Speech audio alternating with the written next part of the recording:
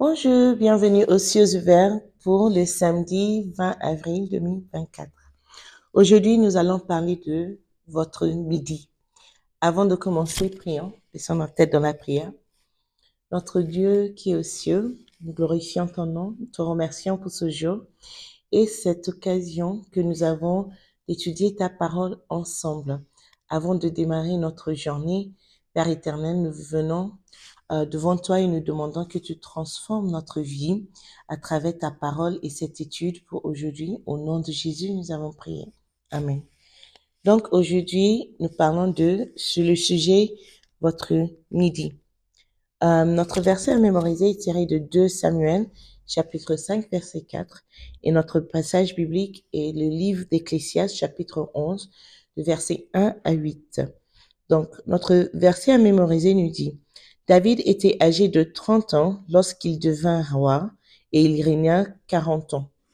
Donc, il est devenu roi un peu jeune ou très jeune et il est resté pendant 40 ans. Donc, il avait 70 ans, vous vous rendez compte. Il a eu cette opportunité d'ascendre sur le trône à 30 ans et de régner pendant 40 ans. Notre passage biblique, Ecclésiaste chapitre 11, versets 1 à 8, je vais lire très rapidement. Jette ton pain sur la face des œufs, car avec le temps tu le retrouveras. Donne-en une part à 7 et même à 8, car tu ne sais pas quel malheur peut arriver sur la terre. Quand les nuages sont pleins de pluie, ils répondent sur la terre, et si un arbre tombe au midi ou au nord, il reste à la place où il est tombé. Celui qui observe le vent ne sèmera point, et celui qui regarde les nuages ne moissonnera pas. Point. Comme tu ne sais pas quel est le chemin du vent, ni comment se forment les œufs dans le ventre de la femme enceinte, tu ne connais pas non plus l'œuvre de Dieu qui fait tout. Dès le matin, sème ta semence, et le soir ne laisse pas reposer ta main, car tu ne sais point ce qui réussira, ceci ou cela, ou si l'un ou l'autre sont également bons. La lumière est douce, et il est agréable aux yeux de voir le soleil. Si donc un homme vit beaucoup d'années, qu'il se réjouisse pendant toutes ces années, et qu'il pense aux jours de ténèbres qui seront nombreux, tout ce qui arrivera est vanité. Que le Seigneur bénisse sa parole. Donc, notre texte biblique sera expliqué tout au long du sujet dont nous parlons aujourd'hui. Les gens dans le midi sont ceux qui sont appelés souvent adultes. Vous remarquerez que Jésus-Christ a commencé son ministère à 30 ans. Jean-Baptiste, le plus grand des prophètes de l'Ancien Testament, a également commencé vers le même âge. Samson, que nous connaissons, au moment où il a tué un millier de personnes, avait environ 30 ans. David, le roi, est devenu roi avant aussi à peu près cet âge.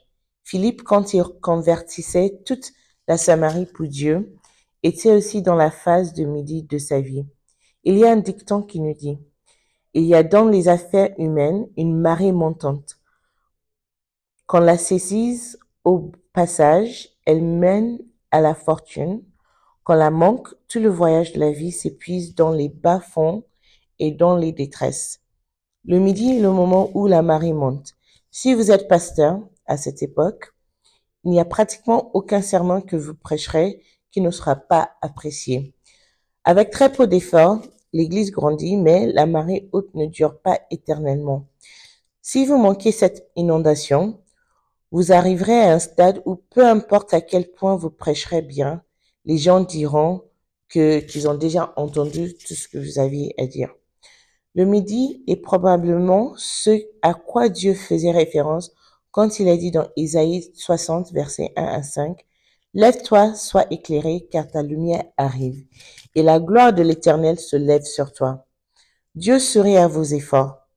Il y a ceux qui ont fait un bon usage de leur marée haute et par conséquent ont pu continuer le soir venu.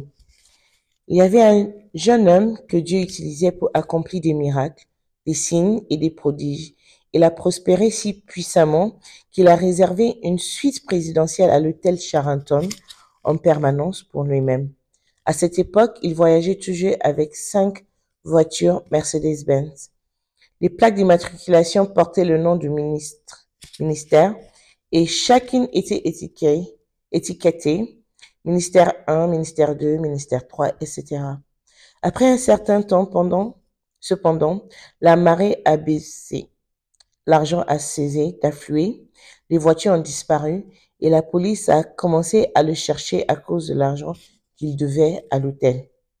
N'abusez pas de la marée haute quand elle arrive. Soyez sages de si bien utiliser vos moments les plus lumineux que la luminosité restera, même le soir venu.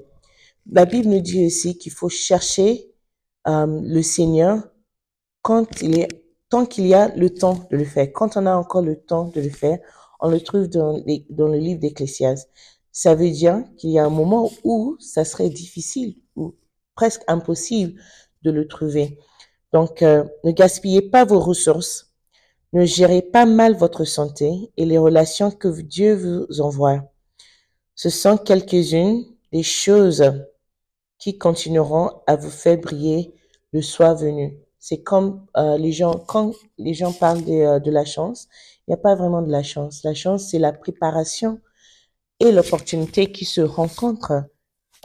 Et donc, tous les jours, il faut travailler, il faut se rendre disponible pour faire le travail, pour faire tout ce qu'il y a à faire, pour que quand on a l'opportunité de briller, ça serait facile. Ce moment ne viendra pas nous dépasser. Donc, notre point clé aujourd'hui, c'est d'utiliser notre midi à bon escient. Ne le gaspillez pas. Donc, voici ce que la parole nous dit aujourd'hui. J'espère que ça vous parlerait dans vos cœurs et vous toucherait, que Dieu vous fortifiera et vous donnerait la direction pour savoir où semer et le bon moment de semer. Et il vous dirigera aussi dans vos relations quand vous rencontrez les gens pour bien utiliser ces opportunités qu'il met à votre disponibilité. Passez une très bonne journée. Dieu vous bénisse. Amen.